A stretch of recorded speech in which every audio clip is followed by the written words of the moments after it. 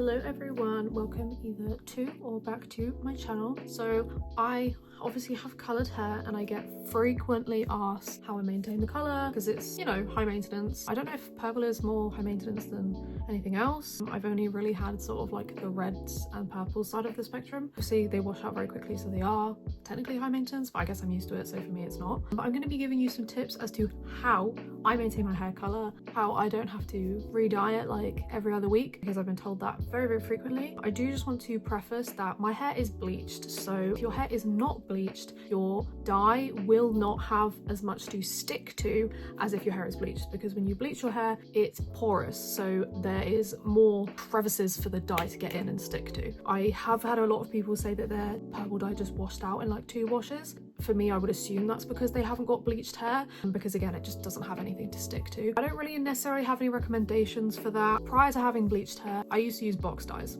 so I didn't need to worry about it washing out very quickly because I was technically lifting my hair anyway to a certain degree because I was using permanent box dyes. Wouldn't necessarily recommend that. Very hard to get out. Trust me, been there, done it.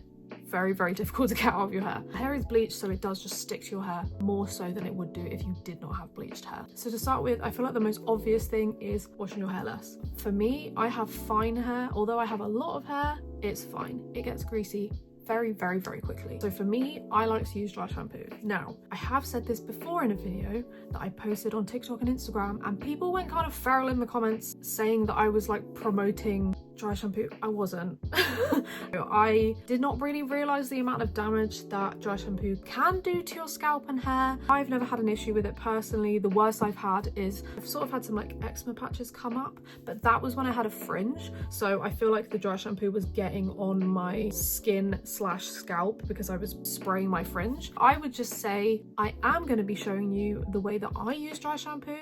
However, I would implore you to do just some research and just be careful when using dry shampoos, because I know that the spray kind can damage your hair. I do use it sparingly. I try not to spray it directly onto my scalp. So just as a pre-warning, please, I am not telling you you have to use dry shampoo. This is just something I use. I do want to start using foam dry shampoo because apparently it's far better for your hair and for your scalp. I will be testing that out at some point in the near future. Once the dry shampoo bottle that I currently have is finished, I do want to buy foam dry shampoo instead. So anyway, this is just a random cheap dry shampoo. Essentially, the routine that I follow with my dry shampoo usage is that from today, my hair is washed, dry, all that kind of thing. It will be fine for the remainder of this day. Tomorrow morning, however, it will start to look kind of shiny, greasy. It feels kind of gross. So what I do is I pull my hair like this and I spray it from a distance, obviously, from here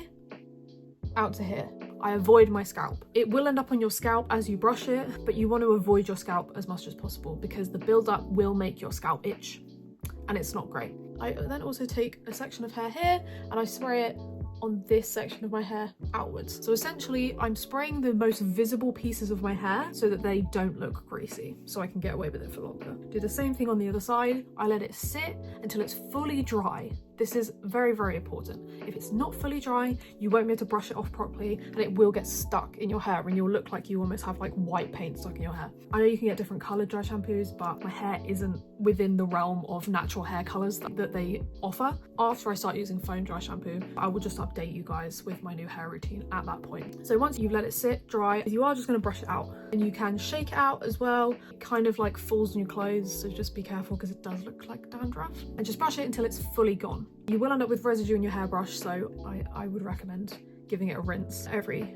few uses, just because you end up with a build-up of dry shampoo in your hairbrush and it's kind of gross. It looks like dust, so you know, you can also take like a towel or like a flannel and just sort of wipe any residue away, and that will keep your hair looking fresh. I tend to put it on twice a day. Again, I got yelled at for that, but I've not had an issue with doing that. You don't have to follow this advice. This is just what I do, and just be careful and try and maintain the health of your scalp. So essentially what I do is I'll have my wash day. The day after my wash day, I'll spray it in the morning and then I'll spray it in the evening, just a little bit.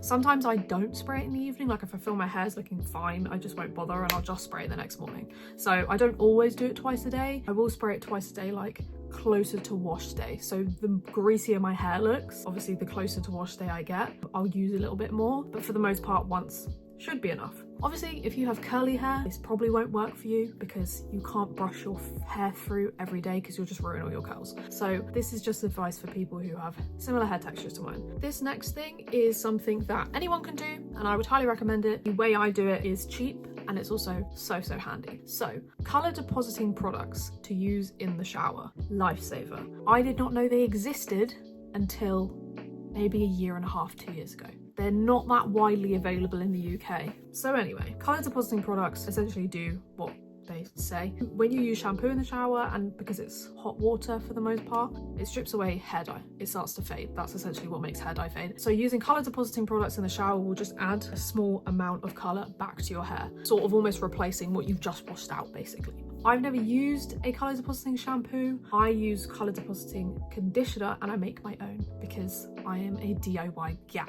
So in order to make your own color depositing products, you will need 3 things. You need your hair dye of choice. These are just the ones I have on hand. They cannot be box dyes.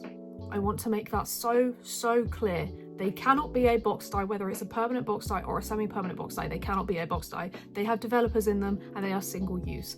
Hair colors like this, they come in a bottle. You're not adding anything extra to it. They are literally this is just dye, and it's not box dye. And then you are going to need a bottle, empty one, whatever you want. And then you're going to need a conditioner or a shampoo.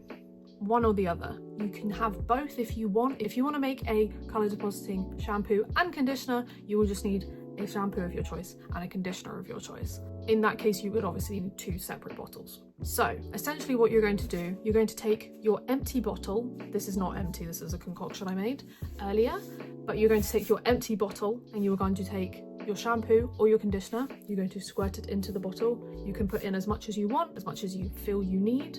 And then what you're going to do, you're going to take your dye of choice. Again, not a box dye. I want to make that so abundantly clear.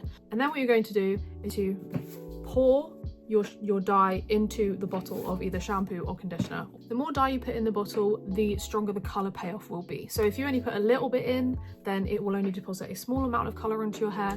If you put a lot in, it will deposit a lot, if that makes sense. Then you should shake it up. When you are using your products in the shower, your colour depositing products, I would highly recommend you use gloves because it will stain your hands. My recommendation would be that when you use specifically conditioner, you just sort of leave it on your hair for as long as you can. Obviously, the longer you leave that on your hair, the more the colour will deposit onto your hair, the stronger the colour payoff will be. I tend to make a conditioner, that's what this is, just in the bottom, because I find that the colour that fades the quickest is the areas that use shampoo.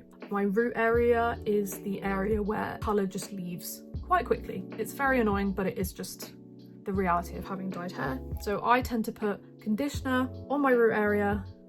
I know that some people didn't like that when I made another video about it. I don't find that it causes any issues for my scalp. It might cause issues for you, so you can use a colour depositing shampoo instead. But this is just what I do. I will put the conditioner on my scalp, pour it into my hand obviously with gloves on, and rub it all around my root area of my hair. Leave it on for as long as I can, then I will wash it off. And then it just sort of revives the colour around my root area. Because obviously you're not going to shampoo your entire length of hair, so the bottom will stay more vibrant for longer, and I just want to keep my roots at the same pace as the rest of my hair basically. Obviously these methods might not work for everyone, especially if you have different hair texture to me. However, I find that these 2 methods, whether you use one or both, are very effective in maintaining hair colour. Obviously with any hair colour you will have to dye it every 4 weeks or so. I had a lot of people tell me that they felt like dyeing their hair every 4 to 6 weeks was high maintenance, and I was like, that's not high maintenance, that's just regular maintenance for any hair color. I just have to remember that obviously not everyone is as well versed in hair dye as I am. They haven't had it for as long, so they're expecting it to last a lot longer. Semi-permanent hair dyes, they just don't last that long. For me, the one that I've used that stays the longest is Lunar. I haven't delved into that many brands, hair dye brands, but I've tried Crazy Colour, I've tried Adore, I've tried Live Colour by Schwarzkopf, but not their box dyes. It was a non-box dye that they had. I've also tried Manic Panic. Out of all of those, Lunar genuinely stayed the longest for me. I do have a discount code for their website if you want to try it, but I am genuinely being genuine when I say that the colour has lasted so much longer than any other dye I've tried. I will leave my discount code in the description with a link to their website if you do want to purchase any colour from there. I do make a small commission if you do use the code, but you can see on my account where I've made videos about how well the colour lasts, and it really does last for a really long time. Like, it's actually kind of incredible. You obviously don't have to make your colour depositing products, you can buy them, and this is just cheaper for me. I really hope that these tips have helped you. It's taken me a while to sort of figure out how to maintain this hair colour. Obviously, washing your hair in cold water is a massive one that I feel like most people already know, but for me, cold water, cold showers, they give me headaches and migraines. I have chronic migraines, so you know, for you guys it might be easier, you non-chronic headache sufferers, it might be easier for you to just have a cold shower. There is some science behind it, but I don't want to get it wrong, so you can just Google it. But for me, that just doesn't work, unfortunately, but it might work for you. But like I said, I hope that this helped you, and I really hope to see you in my next video. If you have any video suggestions, requests, please leave them in the comment section below, and I hope to see you next time.